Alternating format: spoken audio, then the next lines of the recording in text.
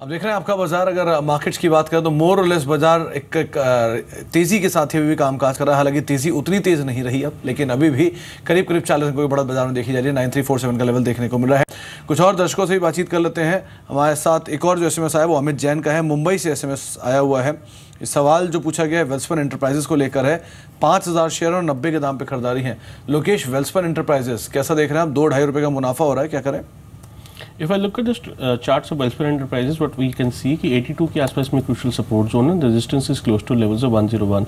इसके long term chart साफ indicate करते हैं the bull run will still continue and the stock will retest the levels close to 101, 105 in short to medium term. तो फिलहाल अपनी position को hold कर लीजिए and you keep a stop loss close to levels of 84 and 85 and the upside target is 105 to 110 rupees on the upside. ठीक है, तो 110 तक के टारगेट्स ऊपर में आप देख सकते हैं और फिलहाल आपको होल्ड की राय यहाँ पर दी जा रही है।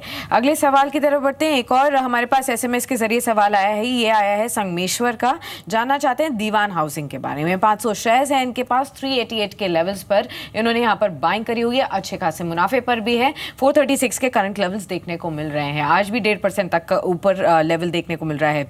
राजेश, आपकी क्या राय है दीवान हाउसिंग में, और खासतौर पर इस स्पेस में से ये कैसा प्लेयर अभी आपको लग रहा है लॉन्ग टर्म के लिहाज से?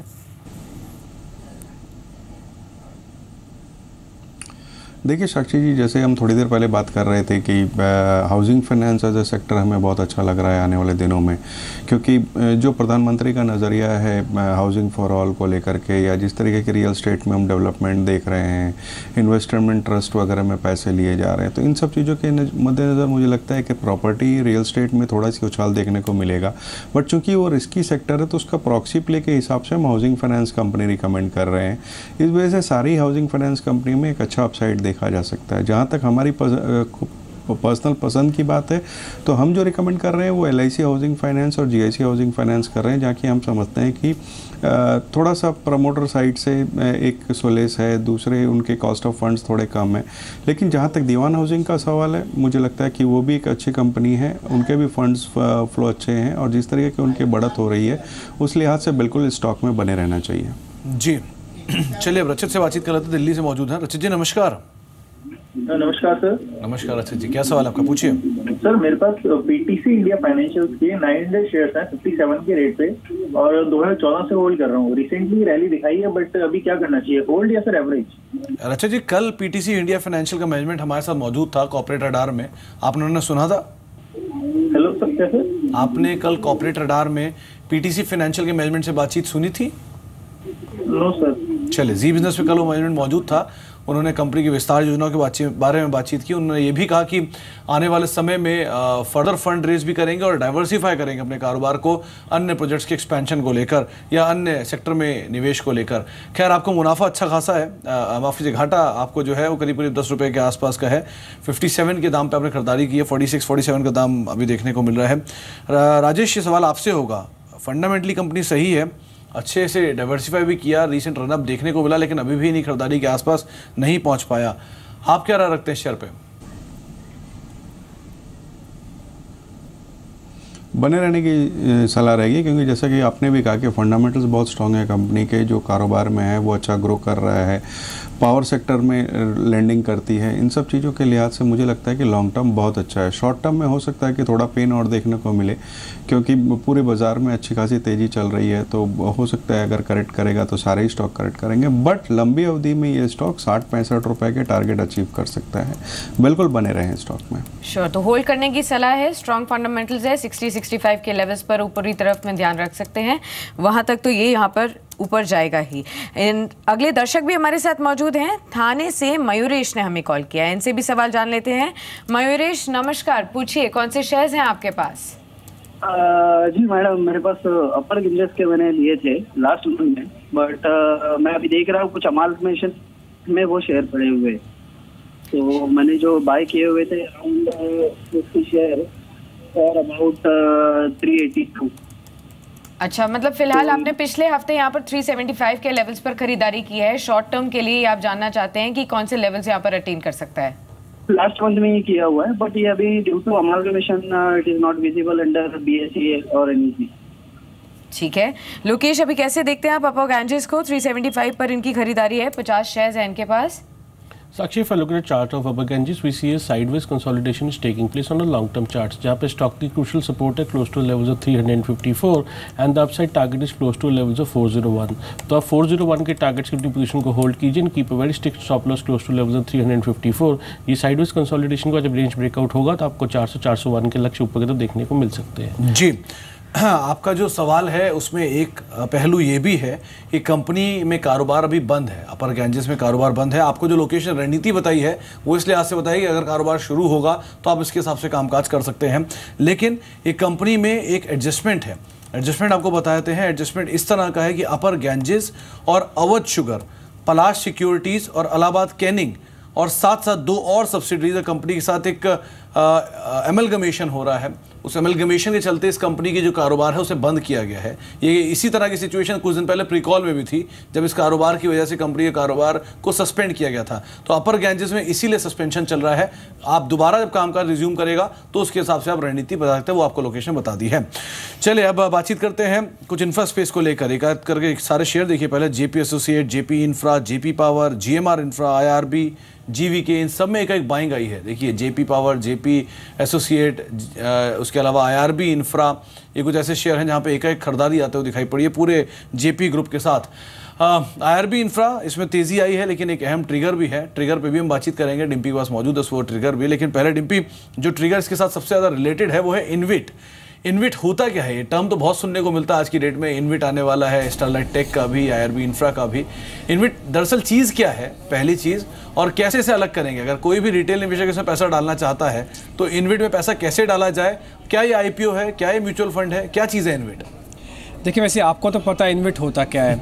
जिनको नहीं पता मैं उनके लिए बता रहा हूँ। जिनको नहीं पता इनविट्स क्या होता है, इनविट्स असल में एक तरह का इंफ्रास्ट्रक्चर को बूस्टअप करने के लिए एक ट्रस्ट को फॉर्म किया गया है। ये ट्रस्ट किसी संस्था का नहीं है, बल्कि कंपनीज चाहें तो अपने एक ट्रस्ट को बना सकती हैं जिसमें इंफ्रास्ट्रक्चर को बूस्टअप करने के लिए वो फंड्स को जुटाना चाहेंगी। अब आप जरा सिलसिलेवार तरीके से समझिए ऐसा क्यों करना पड़ा। ये इंफ्रास्ट्रक्चर को बढ़ावा देने के लिए कंपनी का एक नया तरीका है। इससे पहले वो आईपीओस के जरिए भी रकम जुटाती हैं, कुछ बॉन्ड्स भी लेती हैं और कुछ एफडी या फिर कर्ज वो क्रेडिट मार्केट से लेती हैं। लेकिन एक नया इंस्ट्रूमेंट इनविट्स के तौर पर इन कंपनीज को मिला है, खासकर उन कंपनीज के जो इंफ्रास्ट्रक्चर से जुड़ी हुई कंपनीज हैं उनके लिए, क्योंकि यहाँ पे कैपिटल की बहुत ज़रूरत पड़ती है। इसके अलावा ये डिविडेंड के तौर पर निवेशकों को मुनाफा पहुँचाएंगी। अब निवेशकों की जब बात हुई तो डिविडेंड के तौर पर निवेशकों को मुनाफा पहुँचेगा। मुनाफा पहले से ही तय हो जाएगा कि आपको कितना मिलने वाला है। हालांकि इसमें कमती और बढ़ती ज़्यादा हो सकती है, लेकिन एक बेंचमार्किंग होगी जो कि डिविडेंड के तौर पर पहले से ही प्री डिसाइडेड हो जाएगा। जैसे आप गवर्नमेंट सिक्योरिटीज़ बॉन्ड में सुनते थे कि 8% की बॉन्ड है या फिर 12% की बॉन्ड है, ऐसे ही ये पहले से फिक्स हो जाएगा जो कि डिविडेंड के तौर पर आपके पास आएगा। लेकिन प्रोजेक्ट पूरा होने पर, इनकम होने पर अलग से पैसा भी मिल सकता है। ये ज़्यादातर एफडी या फिर सरकारी जो बॉन्ड्स की स्कीम्स चल रही है उनसे ज़्यादा ही डिविडेंड आपको देंगी। ओपन और क्लोज एंडेड स्कीम्स हैं, आप चाहें इसमें एंट्री और एग्जिट कर सकते हैं। एक और चीज़ हम आपके सामने रखना चाहते हैं, कौन कर सकता है इसमें निवेश? इसमें इंस्टीट्यूशनल और गैर इंस्टीट्यूशनल। इंस्टीट्यूशनल जो होंगे वो करीब 75% तक निवेश कर पाएंगे। जो गैर इंस्टीट्यूशनल्स हैं जिसमें रिटेलर भी शामिल है, आप और हम जैसे लोग, उसमें करीब 25% वो हिस्सा होगा जो इसके लिए छोड़ दिया जाएगा टोटल फंड का। कैसे रिटर्न मिलेगा? इसमें डिविडेंड के तौर पर आपको रिटर्न मिलेगा और हर 6 महीने में एक बार आपको डिविडेंड देगी ही कंपनी। इससे कम वो दे ही नहीं सकती, उसको देना ही होगा। इससे वो उसको इस पर मुकर नहीं सकती है। वो पहले से फिक्स है। अगर 12% है तो साल में आपको 12% मिल जाएगा। यानी कि हो सकता है पहले आपको 6% मिले, बाद में 6 मिले, ये 8-4 भी हो सकता है। इस तरह की रेशियो में भी होगा, लेकिन डिविडेंड ज़रूर देना होगा। टैक्स का फ़ायदा मिलेगा नहीं मिलेगा इस डिविडेंड पे, वो सुन लीजिए। आपके डिविडेंड से जो आय आने वाली है, अगर वो 3 साल से ज़्यादा निवेशित रकम पर आय आ रही है तो टैक्स की छूट है आपके पास, कैपिटल गेन्स नहीं लगने वाला। डिविडेंड डिस्ट्रीब्यूशन टैक्स देना पड़ता है कंपनीज को, वो इस पे लागू नहीं है। तो कंपनीज और रिटेलर्स दोनों को टैक्स का फायदा मिलेगा जी। अब इसके अलावा अगर आप ये पूछना चाहते हैं कि आईआरबी इंफ्रा का इनविट्स जो आ रहा है इसमें क्या क्या चीज़ें हैं, एक साल ये एक जो इनविट्स लेके आए हैं इसका जो इन्होंने टिकट रखा है वो 100 से 102 का रखा है। एक बात मैं बता दूं, आईपीओ से हमेशा महंगा ही होगा, हमेशा के लिए महंगा होगा, क्योंकि इसमें कम से कम निवेश आपको 10 लाख रुपए का करना होगा। और आईआरबी ने भी यही बोला है कि 10 लाख का कम से कम निवेश कीजिए। 10,000 यूनिट हम आपको एक बार में देंगे, बाद में 5,000 यूनिट का मल्टीपल, यानी कि हर 5 लाख रुपए आपको डालने होंगे और इसमें ये भी कह रहे हैं हम 12% का आपको डिविडेंड दे देंगे। तो IRB का इन्विट्स भी यही बात बता रहा है, जो इन्विट्स के टोटल पैरामीटर्स हमने आपके सामने रखे हैं। तो डिम्पी ये मान सकते हैं कि अगर IRB को के इन्विट से कंपेयर करें किसी भी IPO को मान लीजिए, तो 10,000 का जहां एक लॉट साइज हो सकता है और शायद वो फिर 5-5 हज़ार के मल्टीपल में चलेगा। हाँ, 10,000 यूनिट का लॉट साइज होगा। अब रकम में कन्वर्ट कर देंगे, अगर 100 का टिकट साइज रखा होगा तो 10 लाख हो जाएगा। वैसे भी 10 लाख से कम का कोई भी आप ये मिनिमम बैलेंस नहीं रखने वाले हैं। ये इन्विट्स के अंदर प्रोविजनिंग की गई है, क्योंकि इन्विट्स का जो सीधा पैसा है वो किसी कंपनी के लिए नहीं है बल्कि प्रोजेक्ट्स के लिए है। कंपनी खुद बता रही है कि मेरे पास, मैं आपको एक छोटा सा एग्जांपल दूं, अगर एक कोई कंपनी टेलीकॉम में भी है और रोड के अंदर भी है, वो सड़क निर्माण के लिए इन्विट्स लेके आ रही है, तो जो भी पैसा जुटाएगी वो सिर्फ सड़क निर्माण में ही खर्च होगा, वो टेलीकॉम में खर्च नहीं होगा। इससे पहले क्या होता था, एक ही कंपनी 4 कारोबार में आपने पैसा लगा दिया, यानी कि आपने चारों कारोबार में पैसा लगाया। इन्विट्स में ऐसा नहीं है, ये फिजिकल होगा, बल्कि आप सीधा प्रोजेक्ट के अंदर पैसा लगा रहे हैं। लेकिन अगर आप शेयर्स में पैसा लगाते तो शायद आप उनके पूरे सेगमेंट को पैसा लगा रहे हैं, एक पर्टिकुलर प्रोजेक्ट को नहीं लगा रहे हैं पैसा। जी, तो IPO से कैसे डिफरेंशिएट करेंगे इसे आप? 3 हिस्सों में हमने इसको IPO से फर्क करके देखा है। पहला, एक तो इसमें निवेश का क्वांटम, आप IPO में कम से कम 15,000 रुपये लगाते हैं, इसमें कम से कम आपको 10 लाख रुपए लगाना होगा, क्योंकि यूनिट बहुत ज़्यादा है, 10,000 के यूनिट का मल्टीपल होगा, और 100 से कम तो खैर कोई लेके भी नहीं आएगा। दूसरा, इसमें आप छोटी और मध्यम अवधि का रिटर्न के हिसाब से, जैसे IPO में कई बार आप लिस्टिंग गेन लेके बाहर आ जाते हैं या छोटी अवधि के लिए भी रहते हैं, लेकिन इसमें आपको लंबी अवधि के लिए निवेश करना होगा। ये कुछ वैसा ही है जैसे आपका जो पहला सवाल पूछा था किसकी तरह है, ये मैं कहूँगा म्यूचुअल फंड की तरह है, ये गवर्नमेंट सिक्योरिटीज़ की तरह है, लेकिन वो म्यूचुअल फंड्स हैं जो लंबी अवधि के लिए हैं और वो गवर्नमेंट सिक्योरिटीज जो बड़ी अवधि के लिए हैं। तो उसमें IPO में जो लिस्टिंग गेन मिलता है वो इसमें नहीं मिलेगा।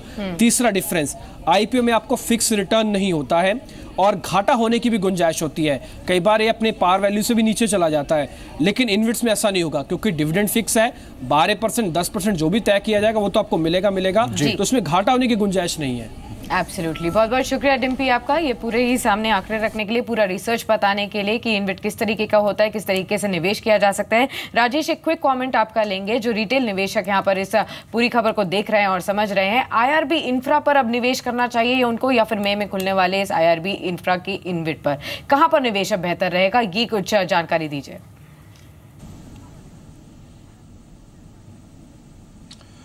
देखिए साक्षी, जहाँ तक रिटेल निवेशक का सवाल है, जहाँ चूँकि टिकट साइज ही 10 लाख का है, तो मैं नहीं समझता कि बहुत सारे रिटेल निवेशक इसमें इंटरेस्ट दिखाएंगे।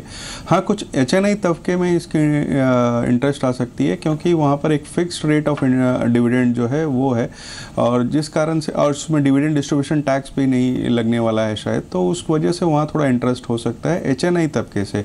रिटेल में मुझे नहीं लगता है कि इसमें कोई विशेष इंटरेस्ट आएगा। हाँ, HNI के लिए मैं समझता हूँ कि एक certain portion of the portfolio बिल्कुल इसमें निवेश कर सकते हैं, क्योंकि एक तो ये फिक्स्ड रिटर्न दे रहा है आपको, दूसरे एक लंबी अवधि के लिए इंफ्रास्ट्रक्चर स्टोरी है, जबकि प्रोजेक्ट खत्म होने के बाद हो सकता है कि उसके मुनाफे में भी आपको शेयर मिले, तो एक स्मॉल पोर्टफोलियो उसमें लगाया जा सकता है। जी, चलिए, तो पूरा IRB का इन्विट कैसा होगा, कैसी रूपरेखा होगी, कैसे इसमें निवेश करें और उसको क्या मिल सकता है, इसकी पूरी एक जानकारी लेकर डिम्पी मौजूद है। बहुत बहुत शुक्रिया डिम्पी आपका भी।